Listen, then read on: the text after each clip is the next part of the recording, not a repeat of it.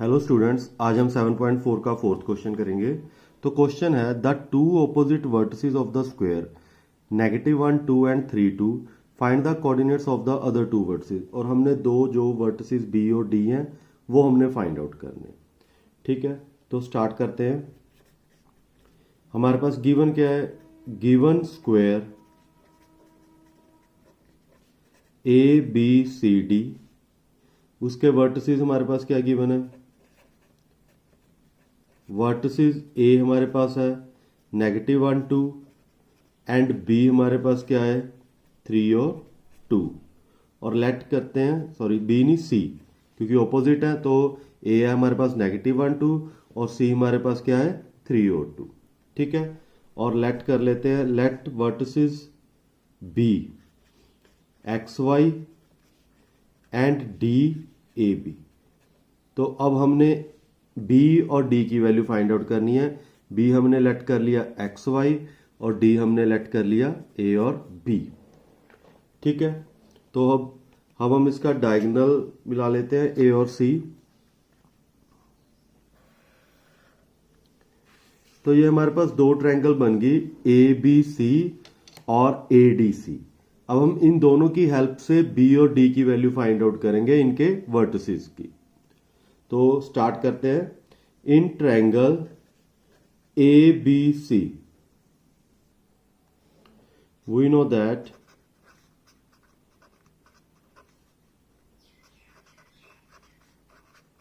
sides of a square are equal। तो अब हम क्या करेंगे? ए बी और बी सी दोनों इक्वल होंगी, तो डिस्टेंस फॉर्मूले की हेल्प से हम बी की वैल्यू फाइंड आउट करेंगे। अब हम पहले ए बी पे डिस्टेंस फॉर्मूला अप्लाई करते हैं। ए पॉइंट हमारे पास -1, 2 और बी पॉइंट हमारे पास एक्स वाई। तो डिस्टेंस फॉर्मूला अप्लाई करते हैं। x2 माइनस x1 का स्क्वायर, तो ये तो पहले ही नेगेटिव है, तो ये x+1 का स्क्वायर और y -2 का स्क्वायर इक्वल बी सी का डिस्टेंस 3 माइनस एक्स का स्क्वायर और प्लस 2 माइनस वाई का स्क्वायर। अब हमने इसके रूट को रिमूव करना है, तो squaring both side, squaring both side. तो ये हमारे पास क्या आ जाएगा? रूट ऑफ x+1 का स्क्वायर, y -2 का स्क्वायर और 3 माइनस एक्स का स्क्वायर और 2 माइनस वाई का स्क्वायर और होल का स्क्वायर। स्क्वायर के साथ रूट कैंसल, स्क्वायर के साथ रूट कैंसल। तो इसका स्क्वायर ओपन करते हैं। A square plus b square plus 2ab, a square plus b square minus 2ab। तो इसका भी स्क्वायर ओपन करते हैं। 3 का square 9, x square minus 6x, 2 का स्क्वायर 4 प्लस वाई स्क्वायर और -4y। अब ये इक्वल है तो सेम साइन के वैल्यू कैंसिल हो जाएंगी। एक्स स्क्वायर के साथ एक्स स्क्वायर कैंसिल हो जाएगा, वाई स्क्वायर के साथ वाई स्क्वायर कैंसिल हो जाएगा और 4y के साथ 4y कैंसिल हो जाएगा। तो हमारे पास क्या बचा? 2x, 1 + 4 5 और हमारे पास क्या बचा? -6x, 9 + 4 हमारे पास क्या आ गया? 13। तो 2x, 6x इधर जाके पॉजिटिव हो जाएगा और 13 - 5, तो ये 8x आ गया। 13 - 5 8, तो x की वैल्यू 8/8, तो x की वैल्यू हमारे पास क्या आ गई? 1। अब हमारे पास x की वैल्यू आ गई। अब हमने कौन सी वैल्यू फाइंड आउट करनी है? y की। We know that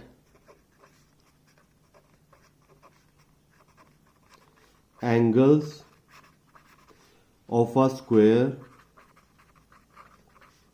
are 90 degree each.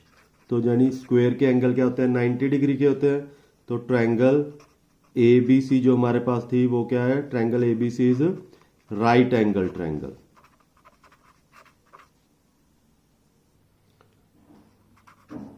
Eight angle B is 90 degree. तो हमारे पास बी एंगल कौन सा है? 90 डिग्री है। अब हम इस पे क्या करेंगे? अब हमारे पास बी पॉइंट कौन सा है? एक्स का पॉइंट तो हमने फाइंड आउट कर लिया। अब हमने वाई का पॉइंट फाइंड आउट करना है। अब हम इस पे पाइथागोरस थ्योरम अप्लाई करेंगे ए बी सी पे। तो वो क्या होगा? हाइपोटेन्यूज का स्क्वायर इक्वल टू परपेंडिकुलर का स्क्वायर प्लस बेस का स्क्वायर।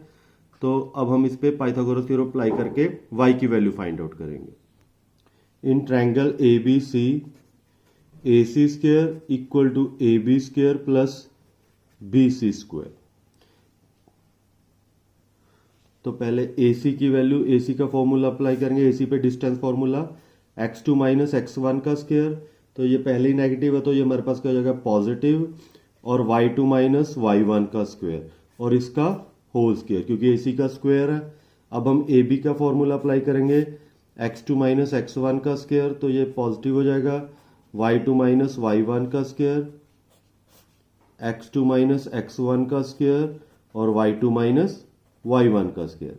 अब इस पे भी होल स्क्वायर है क्योंकि फॉर्मूले में क्या होता है AC का स्क्वायर, AB का स्क्वायर और BC का स्क्वायर। स्क्वायर के साथ रूट कैंसिल, स्क्वायर के साथ रूट कैंसिल और स्क्वायर के साथ रूट कैंसिल।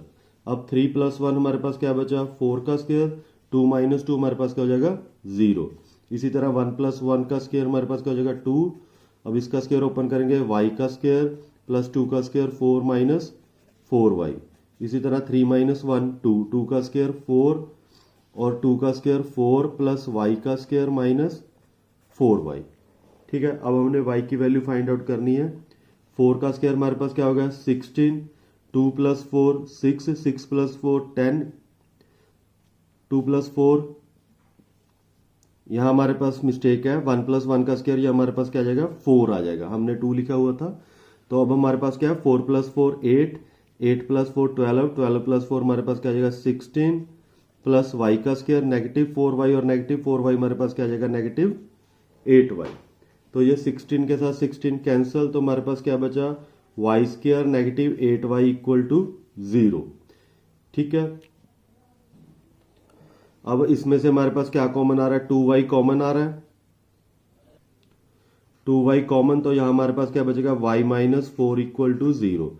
अब 2y इक्वल टू 0 तो y की वैल्यू हमारे पास आ जाएगी 0 और y नेगेटिव 4 इक्वल टू 0 तो y की वैल्यू हमारे पास क्या आ जाएगी 4। तो अब हमारे पास y की वैल्यू 2 आ गई, तो हमारे पास b कोऑर्डिनेट्स क्या था, b कोऑर्डिनेट्स था x y। अब x की वैल्यू हमारे पास कितनी आई है 1। ठीक है, तो y की वैल्यू हमारे पास 0 है, अगर x की वैल्यू 1 है तो y की वैल्यू हमारे पास क्या है 4 है। तो हमारे पास कोऑर्डिनेट क्या आ गए 1 0 और 1 4। अब ये तो हमारे पास b के कोऑर्डिनेट थे, अब हमने क्या फाइंड आउट करना है d के कोऑर्डिनेट्स, d के पॉइंट फाइंड आउट करेंगे। अब b के तो हमारे पास फाइंड आउट आ गए, y की 2 वैल्यू आई है और x की 1 वैल्यू आई है। अब हमने d की वैल्यू फाइंड आउट करनी है। ठीक है, अब इसका इस डायगोनल को भी हम मैच कर लेते हैं। ठीक है, डायगोनल ऑफ स्क्वायर जो होते हैं वो इक्वल होते हैं और सेम मिड पॉइंट पे कैंसिल होते हैं। ठीक है, तो अब हम इसे या तो ऐसे ही हम फॉर्मूला अप्लाई करके डी की वैल्यू फाइंड आउट कर सकते हैं जैसे हमने बी की वैल्यू फाइंड आउट की है, नहीं तो हम इजी मेथड से कर सकते हैं। Diagonal of mid point of A C and mid point of B D क्या होते हैं इक्वल होते हैं, तो हम मिड पॉइंट फॉर्मूला अप्लाई करके हम डी पॉइंट फाइंड आउट कर सकते हैं। Mid point of A C equal to mid point of B D. ठीक है, mid point of A C equal to mid point of B D. अब हमारे पास पहले मिड पॉइंट ए सी के find out करते हैं।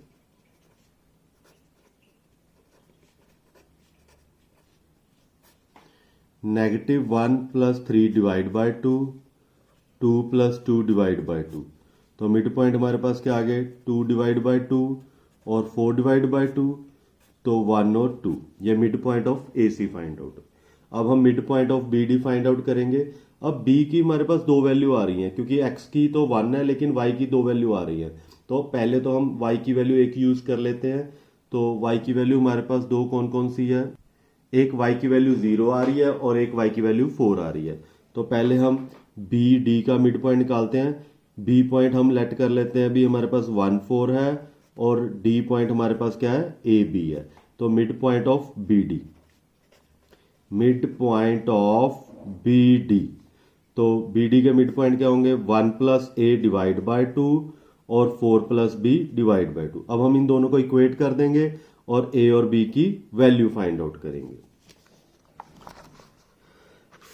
तो ये हमारे पास क्या आ जाएगा 1 plus A divide by 2 equal to 1, 1 plus A equal to 2 और ए की वैल्यू 2 माइनस 1 क्या आ जाएगी हमारे पास 1।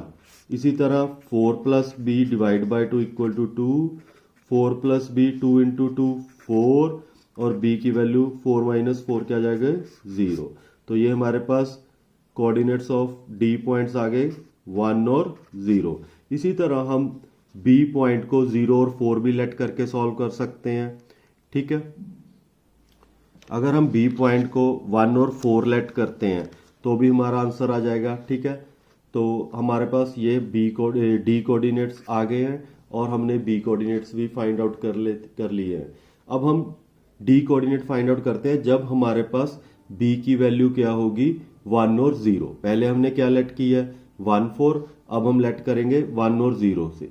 ठीक है, mid point of B D find out करेंगे, लेकिन अब हमारे पास b की 2 वैल्यू है। अब हम सेकंड वैल्यू से भी सॉल्व करते हैं। सेकंड वैल्यू हमारे पास b पॉइंट की क्या है 1 और 0। ठीक है, d पॉइंट हमारे पास क्या है ए बी है। अब इसका मिड पॉइंट क्या होगा 1 plus A divide by 2, 0 plus B divide by 2। ठीक है, तो पॉइंट है 1 प्लस ए डिवाइड बाय 2 और b और 2। ठीक है, अब हमने AC के मिड पॉइंट तो फाइंड आउट किए थे। AC के मिड पॉइंट क्या है हमारे पास 1 और 2। अब हम इसके इक्वेट रख देंगे तो हमारे पास क्या आ जाएगी 1 plus A divide by 2 equal to 1 और b बाय 2 इक्वल टू 2। तो ये हमारे पास क्या आएगी 1 प्लस ए इक्वल टू 2। तो a की वैल्यू हमारे पास क्या आ जाएगी 1 और b क्या आ जाएगा 4। तो इससे हमारे पास क्या आंसर आ जाएगा 1 और 4। ये हमारे पास कौन सा कोऑर्डिनेट है d का। ठीक है, तो ये क्वेश्चन हमारा कंप्लीट होता है। ठीक है, आप इसे लेंथी तरीके से भी कर सकते हैं जैसे हमने b की वैल्यू फाइंड आउट की, और मिड पॉइंट फॉर्मूले से भी कर सकते हैं। ठीक है, तो हमारा 4th क्वेश्चन कंप्लीट होता है। तो नेक्स्ट वीडियो में हम 5th क्वेश्चन करेंगे और 6th क्वेश्चन करेंगे। Thanks for watching and subscribe the channel.